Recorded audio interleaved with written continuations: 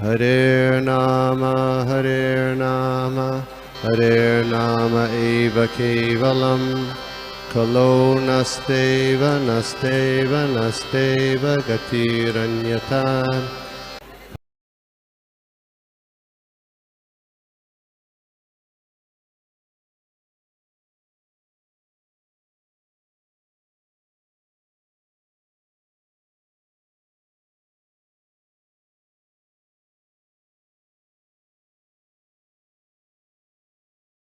स्वपदान्तिकं वन्देऽहं श्रीगुरोः श्रीयुतपदकमलं श्रीगुरुन् वैष्णवांश्च श्रीरूपं साग्रजातं सहगणरघुनाथान्वितं तं सजीवं साद्वैतं सावधूतं परिजनसहितं श्रीकृष्णचैतन्यदेवं श्रीराधा कृष्णपादान् सहगणललिता श्रीविशाखान्वितांश्च हे कृष्णा करुणा सिंधु दीनबंधो जगतपते रूपेश गोपिका कांत राधा कांत नमोस्तुते तप्त कांचन गौरांगी राधे वृंदावनेश्वरी वृषभानुसुते देवी प्रणमामि हरिप्रिये वाञ्छाकल्पतरुभ्यश्च कृपा सिन्धुभ्य एव च पतितानां पावनेभ्यो वैष्णवेभ्यो नमो नमः। नमो महावदान्याय कृष्ण प्रेम प्रदायते कृष्णाय कृष्ण चैतन्य नामिने गौरतिषे नमः। नमो ब्रह्मण्य देवाय ब्राह्मण्य हिताय च जगद्धिताय कृष्णाय गोविन्दाय नमो नमः। नमो विष्णुपादाय कृष्ण प्रेष्ठाय भूतले श्रीमते भक्ति वेदांत स्वामी नामिने नमस्ते सारस्वती देवे गौरवाणी प्रचारिणे निर्विशेष शून्यवादी पाश्चात्य देश तारिणी हरे कृष्णा कृष्णा कृष्णा हरे हरे हरे राम राम राम हरे हरे मुखं करोति वाचालं अंगुं लंघयेति गिरिं यत्कृपातम् अहं वन्दे श्रीगुरुदीनतारिणं परमानन्दमाधवं श्रीचैतन्य ईश्वरम्।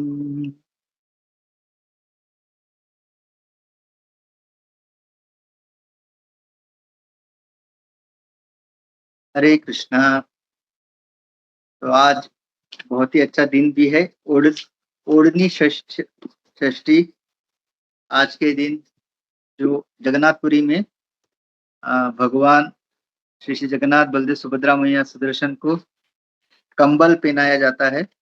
जैसे हम जानते हैं कि कार्तिक मास खत्म होने के बाद मार्गशीर्ष जो सर्दी का मौसम शुरू होता है और आज का जो तिथि है षष्ठी शुक्ल पक्ष का जो छठवां दिन है मार्गशीर्ष का, आज के दिन से भगवान को सुंदर तरह से कंबल ओढ़ा जाता है, इसलिए ओढ़नी ओढ़नी ओढ़ना कंबल ओढ़ना, इसलिए ओढ़नी षष्ठी कहते हैं। तो भगवान बहुत ही मतलब हमारे जैसे आदान प्रदान, भगवान हमको बहुत सारे क्या कहते हैं अवसर देते हैं उनकी सेवा करने।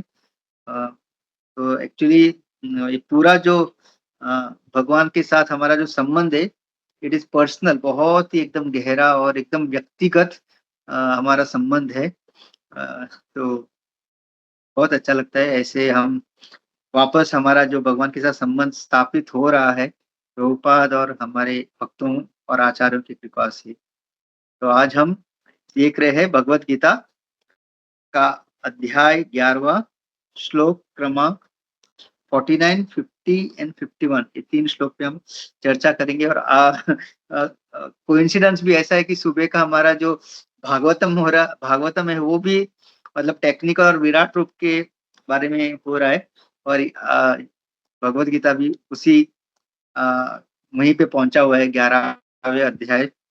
और हम जैसे जानते हैं कि बहुत ही जल्द मोक्षदा एकादशी आ रही है, जिस 1 तारीख, ये 1 दिसंबर, 1 दिसंबर, जिस दिन तिथि के अनुसार भगवान ने अर्जुन को ये कुरुक्षेत्र के रणभूमि में सुनाया था, तो सब बहुत ही निकट है।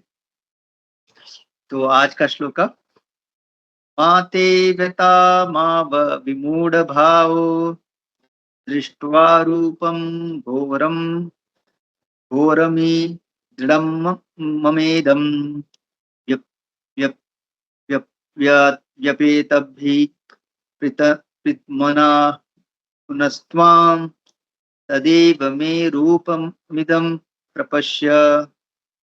अनुवाद और तात्पर्य कृष्ण कृपा मूर्ति जगत गुरु शिला प्रभुपाद द्वारा। शिला प्रभुपाद की जय। तुम मेरे इस भयानक रूप को देखकर अत्यंत विचलित एवं मोहित हो रहे हो। अब इसे समाप्त करता हूँ। ये मेरे भक्त, तुम समस्त चिंताओं से पुनः मुक्त हो जाओ। तुम शांत चित्त से अब अपना इच्छित रूप देख सकते हो। तात्पर्य, भगवद गीता के प्रारंभ में अर्जुन अपने पूज्य पितामह भीष्म तथा गुरु द्रोण के वध के विषय में चिंतित था, किंतु कृष्ण ने कहा कि उसे अपने पितामह का वध करने से डरना नहीं चाहिए। जब कौरवों की सभा में धृतराष्ट्र के पुत्र द्रौपदी को निर्वस्त्र करना चाहते थे तो भीष्म तथा द्रोण मौन थे। अतः कर्तव्य विमुख होने के कारण इनका वध होना चाहिए। कृष्ण ने अर्जुन को अपने विश्व रूप का दर्शन यह दिखाने के लिए कराया कि ये लोग अपने कुकृतों कुकृतों के कारण पहले ही मारे जा चुके हैं। यह दृश्य अर्जुन को इसलिए दिखलाया गया क्योंकि भक्त शांत होते हैं और ऐसे जधन ऐसे जघन्य कर्म नहीं करते, जघन्य कर्म नहीं कर सकते। विश्व रूप प्रकट करने का अभिप्राय स्पष्ट हो चुका था। अब अर्जुन कृष्ण के चतुर्भुज रूप को देखना चाह रहा था। अतः उन्होंने यह रूप दिखाया। भक्त कभी भी विश्व रूप देखने में रुचि नहीं लेता, क्योंकि इससे प्रेमाभूति का आदान प्रेमानुभूति का आदान प्रदान नहीं हो सकता। भक्त या तो अपना पूजा भाव अर्पित करना चाहता है या दो भुज वाले कृष्ण का दर्शन करना चाहता है, जिससे वह भगवान के साथ प्रेमा भक्ति का आदान प्रदान कर सके। हरे कृष्णा। तो यहाँ पे हमने काफी समय से ये चर्चा की है कि जब अर्जुन ने भगवान का विश्व रूप देखा, जैसे यहाँ भगवान खुद कह रहे हैं कि तुम मेरे इस भयानक रूप को देखकर अत्यंत विचलित एवं मोहित हो रहे हो। तो हमें पता है जब हम छोटे थे या अभी भी जो हॉरर डरावने जब हम फिल्में देखते थे या फिर जो नरकासुर या ऐसा जो स्पर्धा होता है, तभी हम लोग जब देखते हैं तो थोड़ा सा उनको देख के हम लोग भ्रमित या थोड़ा सा बहुत डरावना लगता है, स्पेशली ये पिक्चरें। तो आप सोच सकते कि भगवान का जो विश्व रूप कितना मतलब भयानक रहा होगा, जिसमें वो देख रहा था अर्जुन कि सारे जितनी भी सेना थे। तो मैं पढ़ रहा था कि जो कुरुक्षेत्र के रणभूमि में 60 करोड़ योद्धाओं का वहां पे जो है क्या कहते हैं मृत्यु को प्राप्त हुए 60 करोड़। तो सोचिए वो पूरा जो है भगवान अर्जुन को इन एडवांस मतलब पहले ही दिखा रहे थे। तो ताकि अर्जुन, क्योंकि अर्जुन भक्त होने के कारण, और जैसे हम जानते हैं कि भक्त यहाँ पे प्रभुपाद तात्पर्य में या भगवान खुद लिखते हैं, तुम शांत चित्त से अब अपना इच्छा रूप देख सकते हो। शांत, तो ये जो लक्षण है भक्तों का, वो क्योंकि सत्व गुण में रहने के कारण हमेशा उनका पूरा चरित्र एकदम शांत स्वभाव का होता है।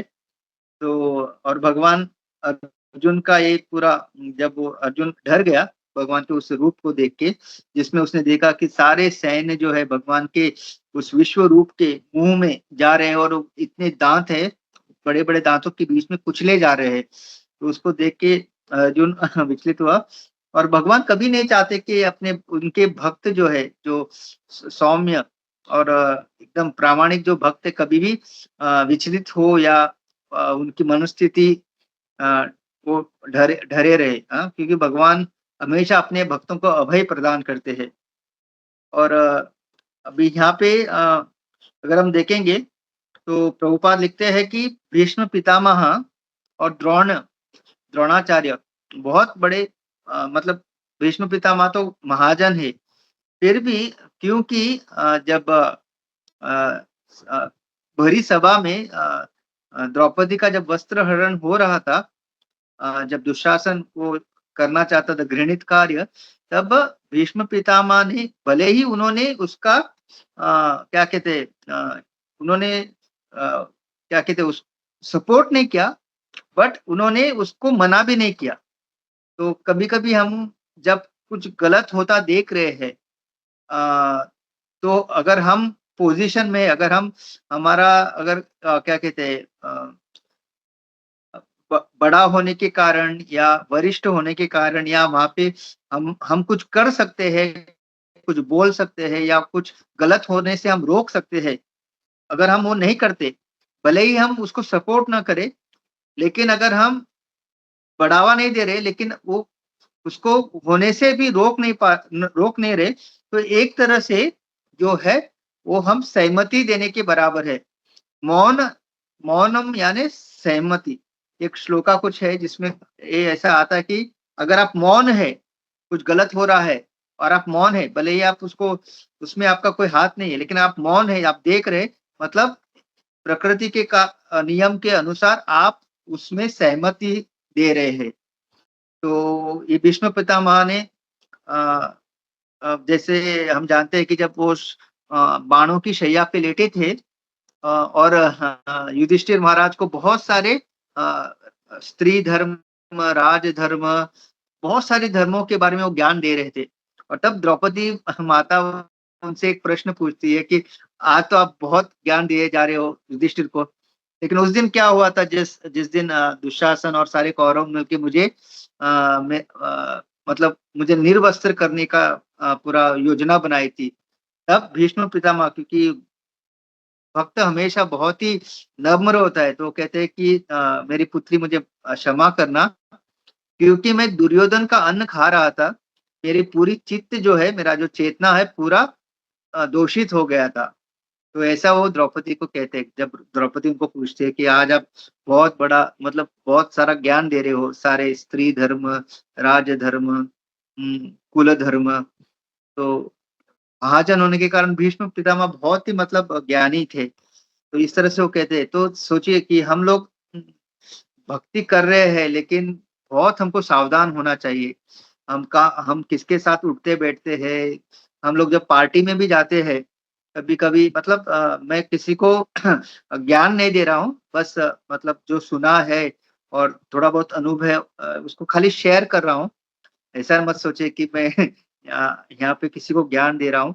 लेकिन जब हम पार्टियों में जाते हैं, शादी में जाते हैं, तो वहाँ पे अ, हम मतलब कभी-कभार ओके ठीक है, अगर हम कहीं ऐसे जगह गए काम के सिलसिले में और जहाँ पे कुछ बहुत दिन रुकना पड़ रहा है और वहाँ पे कुछ प्रसादम की व्यवस्था नहीं है, भक्तों का वहाँ पे संग नहीं है, तो क्योंकि जीवित तो रहना है और हम तो योगी है नहीं कि बिना खाए-पिए 1 महीना, 2 महीना हम तो जब परिस्थिति अनुकूल नहीं तो हम जितना हो सके जो मतलब मतलब विदाउट ऑनियन गार्लिक हम लोग लेते हैं, लेकिन हमको कभी ऐसा नहीं सोचना चाहिए कि क्योंकि मैं भक्त हूँ, मैं रोज प्रसाद खाता हूँ, तो एक दिन मैं किसी की शादी में या किसी के पार्टी में जाके मैंने बिना ऑनियन गार्लिक का कुछ खा लिया तो कुछ होगा नहीं। अ, ऐसा कभी सोचना, एक्चुअली हम अगर खा भी रहे तो हमको हमेशा ये चिंता करना है भगवान से कि भगवान प्लीज मेरी रक्षा करना। मतलब आप कॉन्शियसनेस अपनी चेतना ऐसी होनी चाहिए कि ऐसा कभी मत सोचिए कि अब मुझे कुछ नहीं हो सकता। मैं तो 16 माला करने वाला हूँ या मैं दीक्षित हूँ, तो मुझे कुछ नहीं हो सकता। मैंने बिना कांदा लहसुन का मैं खा नहीं। हमें हमेशा अगर खा भी रहे तो भगवान की ओर नम्रता से, मतलब भगवान मैं क्योंकि यहाँ पे बुलाया गया है, इनको बुरा ना लगे, इसकी वजह से थोड़ा-सा ले रहा हूँ, तो कृपा करके मेरी चेतना का दोषित ना हो, इसका प्लीज़ आप कृपा करके आपकी कृपा रखना, मतलब आशीर्वाद रखना। तो इस तरह से हमारी चेतना होनी चाहिए। कभी भी हमको ये नहीं सोचना चाहिए कि मेरा तो पतन हो ही नहीं सकता। तो यहाँ पे वो भीष्म देव कह रहे थे, क्योंकि मैं दुर्योधन का अन्न खा रहा था, मेरी मति भ्रष्ट हो गई थी। और सुंदर एक गोविंद प्रभु बहुत ही सीनियर डिवोटी है, जिनको महाभारत का बहुत मतलब ज्ञान है। तो वो भी एक अच्छी वो एक कहानी बता रहे थे कि जब द्रौपदी को निर्वस्त्र करने का सारा योजना बनाया जा रहा था, तभी विदुर जो है विदुर, वो आके दुर्योधन को बताते हैं, क्योंकि युधिष्ठिर ऑलरेडी अभी हार चुका है, तो युधिष्ठिर का अभी कोई किसी के ऊपर हक नहीं है। मतलब वो अभी द्रौपदी को दांव पे नहीं लगा सकता, क्योंकि वो ऑलरेडी हार चुका है। तो वो खुद तुम्हारा भी सेवक बना है, तो अभी उसको द्रौपदी को मतलब दांव पे लगाने का कोई हक नहीं है द्रौपदी, क्योंकि वो खुद हार चुका है। तो ये जब सुनते हैं कौरव, तो वो लोग बहुत निराश होते हैं, क्योंकि क्योंकि ये और वो कहते हैं ये जो कौन से कोई तो शास्त्र के अनुसार उन्होंने बताया था, उस शास्त्र के अनुसार जो व्यक्ति ऑलरेडी हार चुका है, उसको कोई हक नहीं कि वो किसी को दाव पे लगाए। तो इस शास्त्र के अनुसार मतलब वो द्रौपदी को नहीं लगा सकता। और तब जो है भीष्म पितामह वो कहते हैं कि नहीं, भले ही युधिष्ठिर हार चुका है, लेकिन क्योंकि द्रौपदी उसकी पत्नी है, तो पति होने के कारण भले ही वो हार चुका है, अभी भी उसको उस द्रौपदी के ऊपर उसका हक है, और वो द्रौपदी को जो है मतलब उसका मतलब दाव पे लगा सकता है। तो एक्चुअली विदुर ने बचा लिया था द्रौपदी को। और कौरव भी मतलब निराश हो गए थे कि अरे, क्योंकि ऑलरेडी हार चुका है, तो हम लोग द्रौपदी को युधिष्ठिर नहीं लगा सकते दांव पे। लेकिन भीष्म ने क्या कहा, क्योंकि उनके पति होने के कारण अभी भी हक है। तो इस तरह से हम देख सकते हैं मतलब भीष्म पितामह के मतलब इस वाक्य से वापस जो है युधिष्ठिर महाराज द्रौपदी को दांव पे लगा के फिर वो हार जाते हैं, और फिर ये पूरा आयोजन हुआ था। तो इसके कारण जो है, भले ही भीष्म पितामह महाजन थे, द्रोणाचार्य बड़े गुरु थे, लेकिन क्योंकि ये द्रौपदी का इतना बड़ा अपमान हुआ था, उस कारण इस युद्ध में उनका भी जो मृत्यु निश्चित हो गया। तो हम देख सकते हैं कि ये भौतिक जगत इतना, यहाँ के नियम इतने कॉम्प्लेक्स है। अगर आप अच्छे व्यक्ति भी क्यों ना हो, लेकिन आप गलत जगह पे हो, तो आपको भी कर्म का भुगतान करना पड़ेगा। Very very complex this entire material world is. हमको कभी कभी इसलिए हर हर वक्त सोच समझ के भगवान का चिंतन करते हुए हमको कार्य करना है। वो कहते ना नजर हटी दुर्घटना घटी। ऐसा जगत है भौतिक जगत। छोटा सा भी गलती बहुत और कभी ऐसा मत सोचे कि हाँ, अभी देखिए हम भक्त होने के कारण भगवान हमको बहुत ज्यादा जो है सहयोग देते हैं, और बहुत बार हमको बचाते हैं, और बहुत बार जो है अन्य जो भौतिकवादी लोगों को जो पूरी तरह जिनको दुर्गा देवी जो ग्रस्त रखती है, उस तरह से हमारा नहीं है। लेकिन इसका मतलब हमने कि एडवांटेज ले। तो भक्त होने के कारण हमको बहुत भगवान का कृपा रहता है। इसलिए हमको और भी सावधान होना चाहिए जब हम अपने कार्य करते हैं। इसलिए पूरा जो कृष्ण भावनामृत, हमेशा भगवान के बारे में चिंतन करते करते भगवान से कृपा मांगते मांगते हमको अपना कार्य करते रहना चाहिए। अगर प्रभुपाद भी हमेशा भगवान से वो हमेशा मतलब प्रार्थना करते थे कि मैं कभी भी माया का जो है शिकार ना बनूं। सोचिए, प्रभुपाद रोज जो है भगवान से प्रार्थना करते थे कि मैं कभी भी माया का शिकार ना बनूं। और प्रभुपाद ने एक बार ये वाक्य कहा था कि सबसे बड़ा हमारा जो दिक्कत क्या है, we do not take maya seriously. हम जब भक्ति में आते हैं ना और भक्ति करना शुरू करते हैं, तो हमको लगता है कि हमने माया को जीत लिया है। हमको लगता है माया मेरा कुछ बिगाड़ नहीं सकती, या माया मुझे प्रभावित नहीं कर सकती। ये बहुत बड़ा एक मिसअंडरस्टैंडिंग है हमारा। सो नेवर थिंक माया भी जो है भगवान की ही शक्ति है। माया देवी भी वैष्णवी है और वो जो हमको मोहित करने का जो प्रयास करती है ना, वो एक तरह से टेस्ट है। जब हम भक्ति में प्रगति करते हैं, हाँ, जैसे हम अभी कैसे पता चलेगा कि जो फर्स्ट स्टैंडर्ड में है, वो अभी सेकंड स्टैंडर्ड में जा सकता है कि नहीं? एग्ज़ाम होता है ना, तो फिर जो एग्ज़ाम में पास होता है, फिर उसको सेकंड स्टैंडर्ड में। तो उसी तरह से माया देवी क्या कर रही है? हमको टेस्ट कर रही है and she is the devotee of the Lord. तो कभी भी ऐसा मत सोचिए कि मैं अभी माया देवी मेरा कुछ बिगाड़ नहीं सकती या मुझे प्रभावित नहीं कर सकती, नहीं। Devotee should be more careful. तो वेरी वेरी इंपॉर्टेंट पॉइंट। भक्त को और सावधान होना चाहिए कि माया देवी के साथ वो कभी भी उनको लाइटली ना ले। तो प्रभुपाद ने कहा था the problem is we are not scared of maya. हम माया से डरते नहीं, ये बहुत बड़ी प्रॉब्लम है। क्योंकि हमको लगता है कि अभी माया देवी मेरा कुछ मुझे प्रभावित नहीं कर सकती, बट नो। तो जो व्यक्ति सही में प्रामाणिक, सावधान और हमेशा भगवान के चरणों कमल में एकदम पूरी तरह से स्थित है, वो हमेशा जो है, क्योंकि भगवान का उसने आश्रय पूरी तरह से लिया है, वो हमेशा माया देवी जो भी उसके सामने इम्तिहान या जो भी एग्जाम्स उसको पास करते जाएगा और बिना अहंकार के।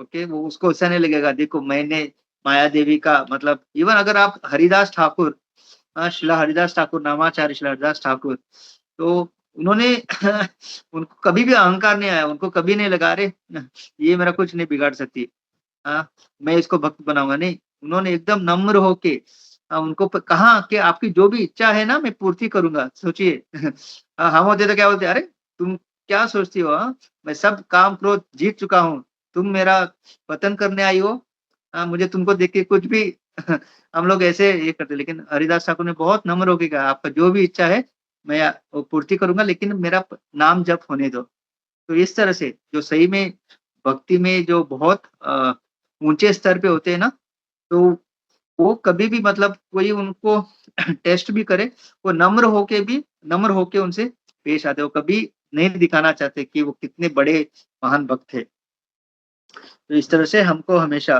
तो ये भीष्म और द्रोणाचार्य का इतने वरिष्ठ और इतने महान आत्मा होते हुए एक छोटी सी उन्होंने गलती जो द्रौपदी के साथ हुआ, उनका उनको भुगतान हुआ।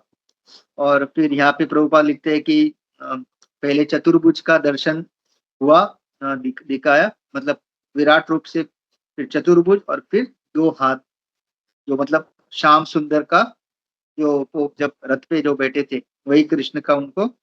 और यहाँ पे एक बात प्रभुपाद अच्छा कहते हैं कि ऐसे जब प्रभुपाद ने जब आंदोलन शुरू किया था, तो एक भक्त ने पूछा कि प्रभुपाद हम लोग विश्व रूप को पूजा नहीं क्यों करते? तो फिर प्रभुपाद ने कहा कि आप उनको फिर ड्रेसिंग कैसे करोगे? फिर उनको भोग आप कितना भोग बना सकते हो? विश्व रूप मतलब अनलिमिटेड। आप उनके लिए धोती या जो भी उनको ड्रेसिंग इम्पॉसिबल। और फिर भोग कितना बनाओगे? तो इस तरह से तो प्रभुपाद बहुत अच्छी तरह से अपने भक्तों को उन्होंने समझाया। तो ये बहुत अच्छा गुण था प्रभुपाद का। जहाँ-जहाँ वो डाँटना था वहाँ पे डाँटते थे, जहाँ-जहाँ वो समझा मतलब प्रभुपाद को पता था कौन से क्वेश्चन पे कैसे आंसर करना है। ऐसे भी बहुत टाइम, एक बार किसी ने कहा प्रभुपाद को कि मैंने सुना है कि राम जो है मांस खाते थे। He was eating meat. तो प्रभुपाद ने तुरंत कहा वो तो तुम्हें भी खा सकते हैं। तो ऐसा है, प्रभुपाद ने ऐसा नहीं बोला, नहीं, नहीं, नहीं, नहीं कहाँ सुना तुमने? वो नहीं, नहीं, एकदम प्रभुपाद ने directly he can eat you. वो तुमको भी खा सकते हैं। तो जहाँ पे प्रभुपाद को पता था where where to defend and where to give, मतलब कट कहाँ करना है। इस तरह से तो कुछ क्वेश्चन का हम लोग किसी कभी-कभी हमारे पास अधिकार भी नहीं होता। हम बड़े-बड़े प्रश्न पूछते हैं, but do you have the अधिकार? अधिकार होना चाहिए इवन प्रश्न पूछने के लिए। केवल आके बैठे और कोई सामने है वरिष्ठ, आपको लग रहा है चलो थोड़ा इनसे, so you should not be like that. प्रश्न पूछने का भी अधिकार होना चाहिए।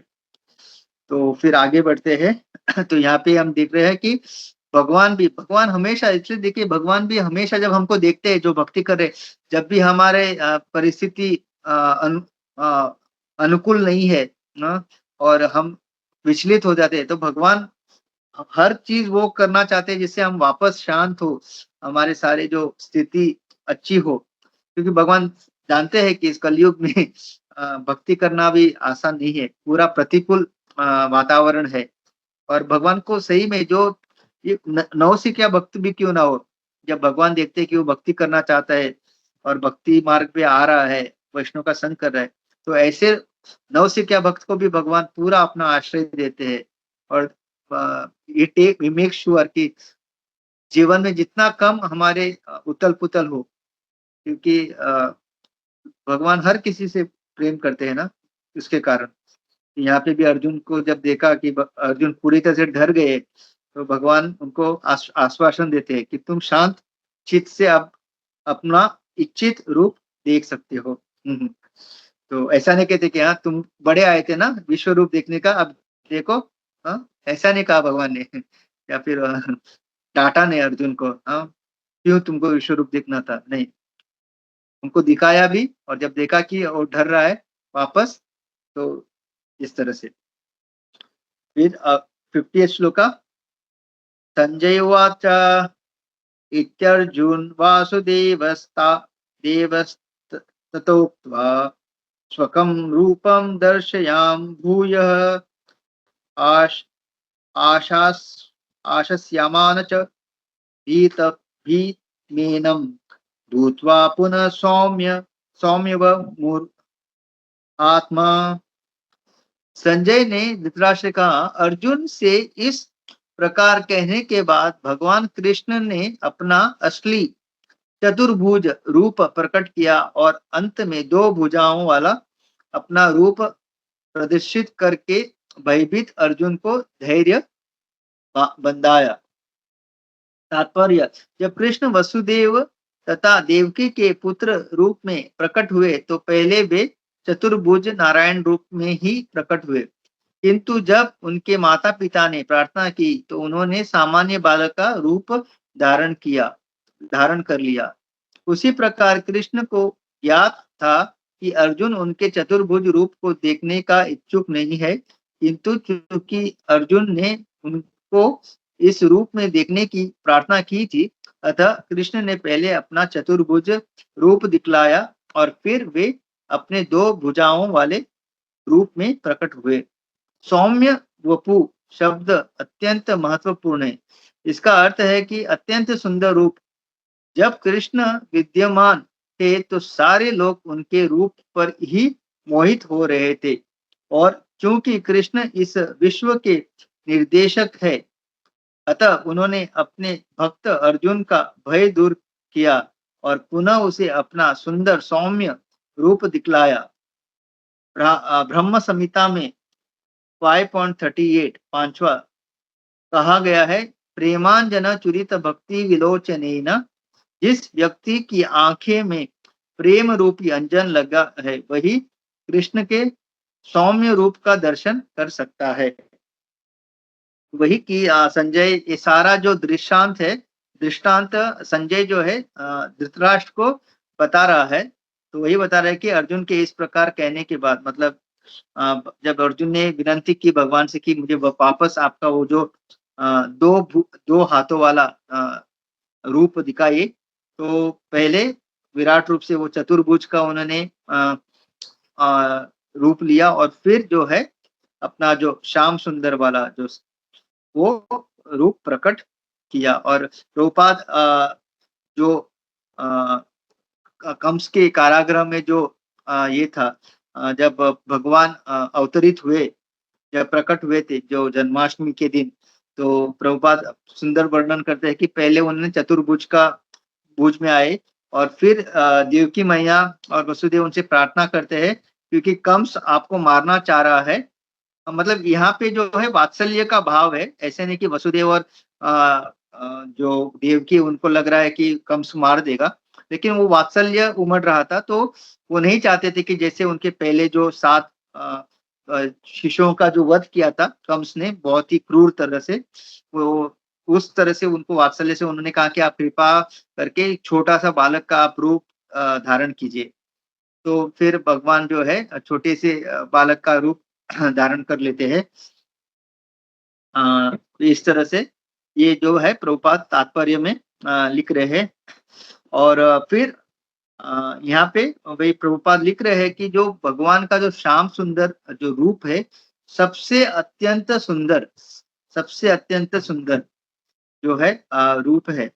लेकिन जो है इसको केवल भक्त देख सकता है। अगर हम देखेंगे कि महाभारत में भगवान हर किसी को अपना दर्शन दे रहे थे। भगवान कौरवों को भी दे रहे थे, पांडवों को भी दे रहे थे, राइट? जैसे कुब्जा को भी उन्होंने दर्शन दिया। हाँ, फिर वो धोबी वाले उसको भी दर्शन दिया। तो कुब्जा ने तो तुरंत जो वो कंस के लिए जो लेके जा रही थी, जो तिलक वगैरह, उन्होंने तुरंत भगवान को ही अर्पण किया। लेकिन जो वो धोबी उसने बोला नहीं नहीं, ये तो मतलब तुम लोग ग्वाले मतलब कहाँ से आए हो, गांव वाले, हाँ, और ये जो है कंस के लिए। तो इस तरह से तो जब तक हम भक्ति में नहीं रहेंगे, भगवान सामने होंगे तो भी हमको दिखेंगे नहीं। जैसे दुर्योधन जब राष्ट्रीय यज्ञ जब भगवान को नहीं, भगवान जब शांति दूत बन के गए थे, अ, तो वहां पे हम जानते हैं कि किस तरह से अ, भगवान जो कृष्ण को क्या कहते हैं बांधना चाहते थे उसको। तो वहां पे भी एक बार भगवान ने अपना विश्व रूप दिखाया था। तो हम देख सकते हैं कि भगवान तो अभी भी मतलब जो हमारे जो हर एक मंदिर में जो भगवान वो कृष्ण भगवान अभिन्न है। वही श्याम सुंदर जो गोलोक वृंदावन में उनसे अभिन्न है। लेकिन जो भक्त है केवल वही उनका जो दर्शन ले सकते हैं और तृप्त हो जाते हैं। बाकी लोग केवल आते हैं,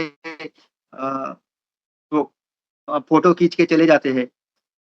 लेकिन जो भक्त है वो मतलब घंटों घंटों तक, जैसे हम जानते हैं कि शिला प्रभुपाद के जो लीलामृत में वो और उनकी जो बहन थी, अ, तो वो लोग हमेशा वहां पे जो राधा गोविंद का जो मंदिर था भगवान के घर के पास, तो लीलामृत में वर्णन आता है कि भगवान प्रभुपाद और उनकी बहन घंटों तक वहां पे मंदिर में बैठ के भगवान का दर्शन लेते थे।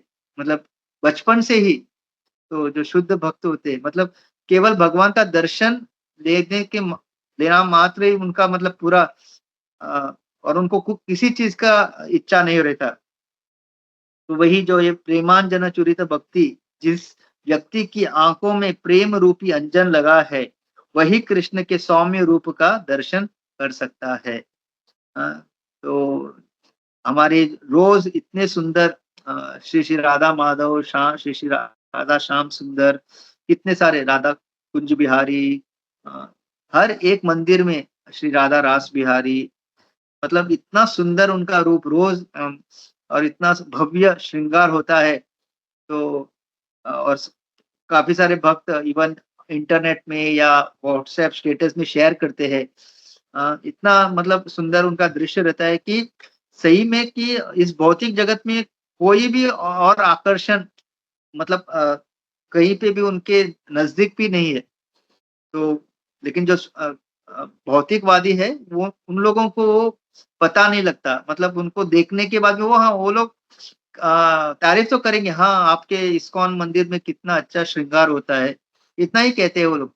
लेकिन जो भक्त है वो पूरा दिन उसमें चिंतन करते रहता है, कितना सुंदर है, कितना सुंदर है, आज आज क्या अच्छा मतलब वस्त्र पहना है। मतलब उनके पूरे चित्त में वो समा जाता है।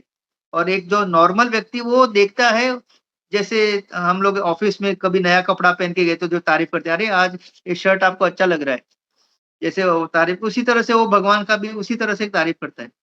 लेकिन भक्त तो पूरा दिन उसी के बारे में चिंतन कर, आज कितना अच्छे लग रहे थे श्याम सुंदर जी, कितना अच्छे लग रहे थे राधा माधव जी।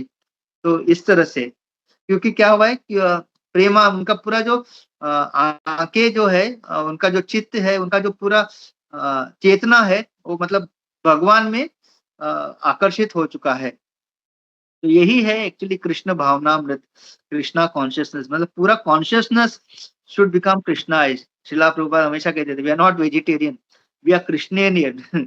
बहुत लोगों को लगता है कि मैं वेजिटेरियन हूँ। तो प्रभुपाद कहते थे हाथी भी वेजिटेरियन है।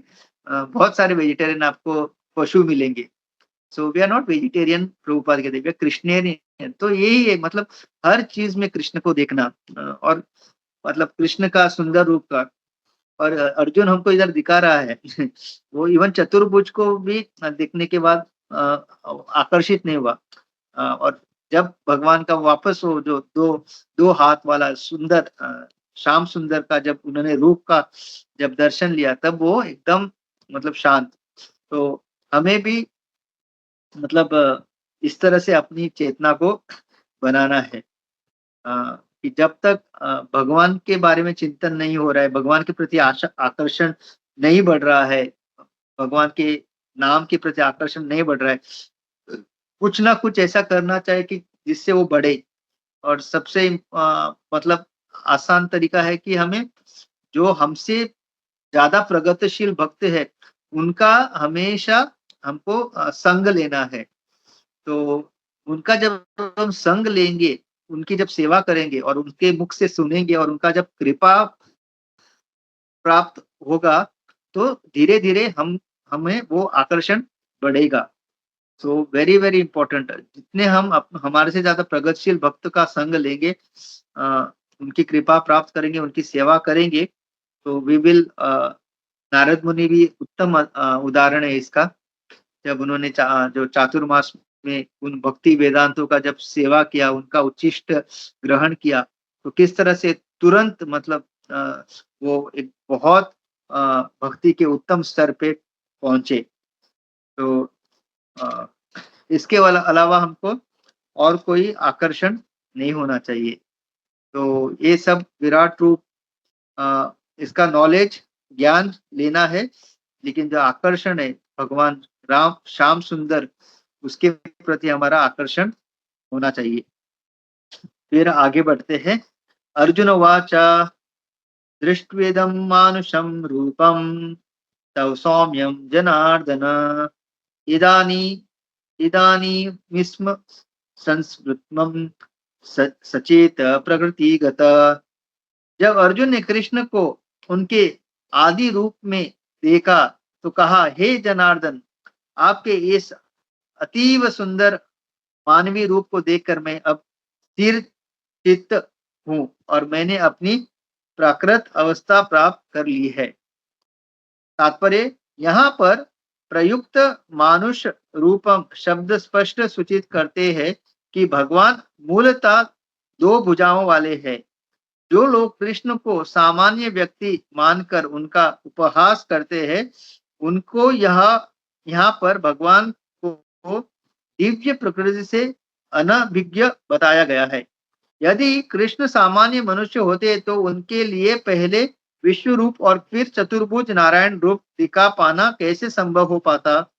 अतः भगवत गीता में यह स्पष्ट उल्लेख है कि जो कृष्ण को सामान्य व्यक्ति मानता है वो पाठक और वो मानवता है व्यक्ति मानता है और पाठक को यह कहकर भ्रांत करता है कि कृष्ण के भीतर का निर्विशेष ब्रह्म बोल रहा है, वह सबसे बड़ा अन्याय करता है। कृष्ण ने सचमुच अपने विश्व रूप को तथा चतुर्भुज विष्णु रूप को प्रदर्शित किया, तो फिर वे किस तरह सामान्य पुरुष हो सकते हैं। शुद्ध भक्त कभी भी ऐसी गुमराह करने वाली टीकाओं में विचलित नहीं होता, क्योंकि वह वास्तविकता से अवगत रहता है। भगवद गीता के मूल श्लोक सूर्य की भांति स्पष्ट है। मूर्ख टीकाकारों का उन पर प्रकाश डालने की कोई आवश्यकता नहीं है। तो तो यहाँ पे प्रभुपाद लिखते हैं कि वही कि अवजानन्ति मां मूढ़ा, जो भगवान ने कहा था ना, मानुष्यम तनुमाश्रितम परम भाव भजानन्तो मम भूत महेश्वरम। तो केवल मूढ़ व्यक्ति जो है वो क्या बोलते, भगवान क्या बोलते, अवजानन्ति मां मूढ़ा, जो मूढ़ व्यक्ति मुझे नहीं जान पाता वो क्या कहते, मानुषिम तनु आश्रित। उसको लगता है मैं एक केवल साधारण मनुष्य हूँ। तो हमेशा आप देखिए प्रभुपाद लिखते थे Krishna is also a person, लेकिन क्या अंतर है, Krishna is a supreme person. हम सब व्यक्ति है, भगवान भी एक व्यक्ति है, लेकिन हम जो है अणु है और भगवान विभू। So he is supreme person, supreme controller, supreme enjoyer, everything supreme. और हम जो है केवल और केवल भगवान के एक छोटे से कण मात्र अंश। तो तो जब अर्जुन ने कृष्ण को उनके और आदि, ये जो आदि, अनादिर आदि, और प्रभुपाद लिखते हैं कि भगवान का जो मूल जो क्या कहते हैं रूप है, वो है two handed form. Two handed, दो हाथ दो भुजाएं वाले जो कृष्ण। ओके, तो ऐसा नहीं कि कृष्ण यानी कोई हिंदू नाम है। वो बेसिकली क्या है, आकर्षति इति कृष्ण। तो कृष्ण नाम का अर्थ, अर्थ से मतलब जो सबको आकर्षित कर सकता है। हाँ, हर किसी को जो आकर्षित कर सकता है, तो आकर्षिति इति कृष्ण। तो कभी कभी जब हम कहते हैं कि कृष्ण जो है भगवान है, तो उनको लगता है कि अरे ये तो कोई हिंदू नाम है कृष्ण। नहीं, वो भगवान का जो क्वालिटी है सबसे सुंदर, आकर्षित, जो आकर्षित कर सबको जो आकर्षित करते हैं, उस क्वालिटी को दर्शाने के लिए वो नाम दिया गया है कृष्ण, आकर्षिति इति कृष्ण।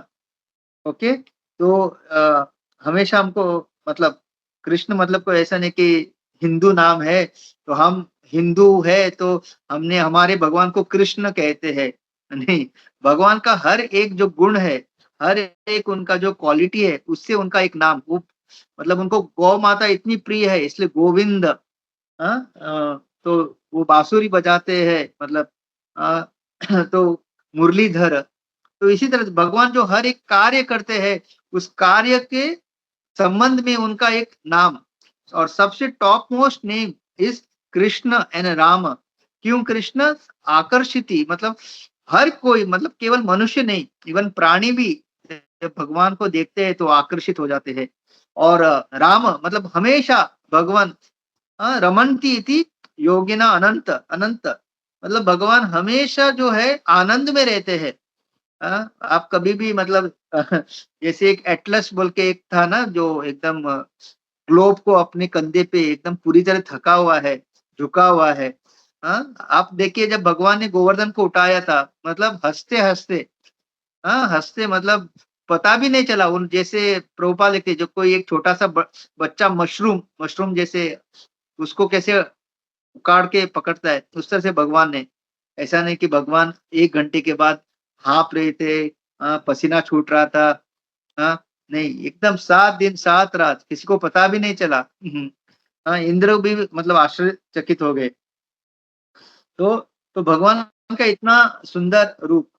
अ, और यही प्रभुपाद इसलिए कहते हैं कि हमें हमेशा जो है प्रामाणिक प्रामाणिक गुरुओं से जो सुनना है। जैसे हमारे जो 12 महाजन है, फिर हमारे परंपरा है, तो इस परंपरा में जो भी आता है, जो प्रामाणिक तरह से पूरे परंपरा को फॉलो कर रहा है, अपनी साधना भक्ति एकदम बहुत ही प्रामाणिकता से कर रहा है, ऐसे जब भक्तों के मुखारविंद से हम भगवान की कथा का श्रवण करेंगे, तब हमारा जो भी कंफ्यूजन है या जो भी, वो हमेशा जो है क्लियर होगा। और जो है हमेशा हम अ, शुद्धता मतलब प्यूरिटी, उनकी वाणी से हमारी जो है शुद्धता बढ़ेगी। और उसी ऑन कॉन्ट्री अगर हम किसी बहुत ही बड़े व्यक्ता है, बहुत अच्छा भाषण देते हैं, बहुत अच्छा मतलब क्या कहते हैं, लॉजिक लगाते हैं, बहुत ज्ञान है, बहुत संस्कृत के श्लोक पता है, ऐसे लोगों से अगर हम सुनेंगे तो सुनने में केवल आनंद आएगा। It will be just a dry entertainment, मतलब आपकी भक्ति में कोई वृद्धि नहीं होगी। ऐसा आपको अंदर से तीव्रता नहीं आएगी कि मुझे और अच्छा भक्ति करना है। या इनफैक्ट आपको लगेगा मुझे भी इसकी तरह एक अच्छा प्रवक्ता बनना है, मुझे भी 10,000 20,000 लोगों को प्रवचन देने जैसा मेरे अंदर एक सामर्थ्य या क्वालिटी आनी चाहिए।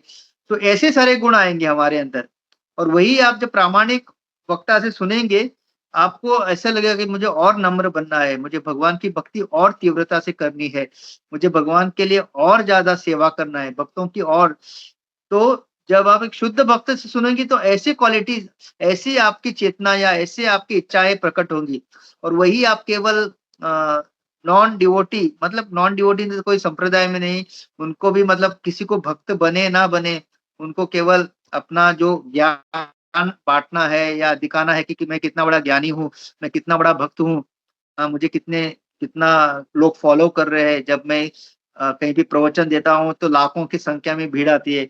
ये सब जिनकी चेतना है, ऐसे लोगों से हम सुनेंगे, हमारी भी चेतना वैसे होगी। हमको भी लगेगा कि मुझे भी फॉलोवर बनाने हैं, मुझे भी लाखों संख्या में लोगों को प्रवचन देना है, मेरा भी गुणगान हो, नाम हो, हर जगह मेरे पोस्टर छपे, जहाँ पे भी जाऊँ लोग मुझे दंडवत करें। तो हमारा भी ऐसा जो है चेतना होगी। तो इसलिए बहुत इम्पोर्टेंट है कि हम किससे सुन रहे हैं।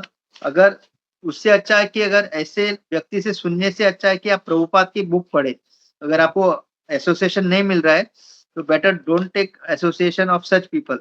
अगर आपको शुद्ध भक्तों का, प्रामाणिक भक्तों का अगर एसोसिएशन नहीं मिल रहा है तो no problem, but do not take association of the wrong people. क्योंकि थोड़ा बहुत भक्ति में जो आपने प्रगति की है वो भी जो है आपकी नष्ट हो सकती है। क्योंकि मतलब ऊपर आना, मतलब भक्ति में प्रगति करना बहुत कठिन है, लेकिन नीचे पतन होके नीचे जाना बहुत ही आसान है। सो तो यहाँ पे वही प्रभुपाद समझा रहे हैं कि हमको हमेशा ये सावधानी से किससे हम कथा सुन रहे हैं। ओके। और हमको हमेशा जो है भगवान के जो क्योंकि हम भी चैतन्य महाप्रभु की अनुयायी होने के कारण, तो चैतन्य महाप्रभु ने हमको बताया है कि हमारे जो इष्ट देवता कौन है, जो वृंदावन में जो कृष्ण है, तो हमको उनके प्रति हमारा आकर्षण बढ़ते रहना चाहिए। तो ये 3 श्लोका में वही देखेंगे तो वही अर्जुन ने जो चतुर्भुज देखा था, आई मीन विश्व रूप देखा था, उससे वो उनको अभी वापस भगवान का जो 2 भुज वाला रूप के प्रति उनको दिखाने के लिए कहते हैं और भगवान को वो दिखाते हैं। हरे कृष्णा। मैं यहाँ पे रुकता हूँ। बहुत बहुत धन्यवाद। श्रीमद् भगवद गीता यथारूप की जय। ओढ़नी षष्ठी तिथि की जय। अनंत कोटि वैष्णव वृंद की जय। हरे कृष्णा। श्रील प्रभुपाद की जय। हरि हरि।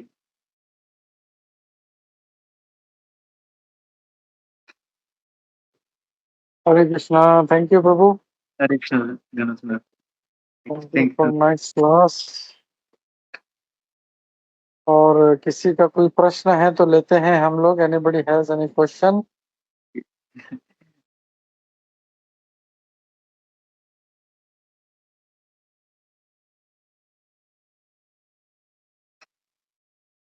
ओके, क्वेश्चन नहीं है यहाँ पे। खाली जस्ट मैं एक ऐड करना चाहिए। या गो अहेड। नहीं, प्रवीण पुरकर प्रभु ने हाथ।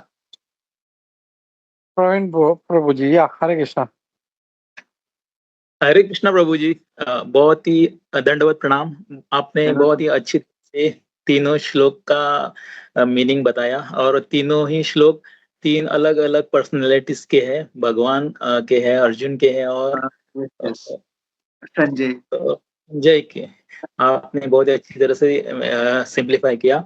और मैं आपने जो पहले बोला था कि कोई डिवोटीज कोई ऑफेंस करता है तो उसको माफ करना चाहिए, और ये ही भगवद गीता के 9.30 में भी लिखा है प्रभु जी, 30 में है। I just wanted to corroborate it. That's it prabhu, very nicely explain. Hare Krishna. Thank you prabhu. Thank you prabhu. Prabhu Hare Krishna.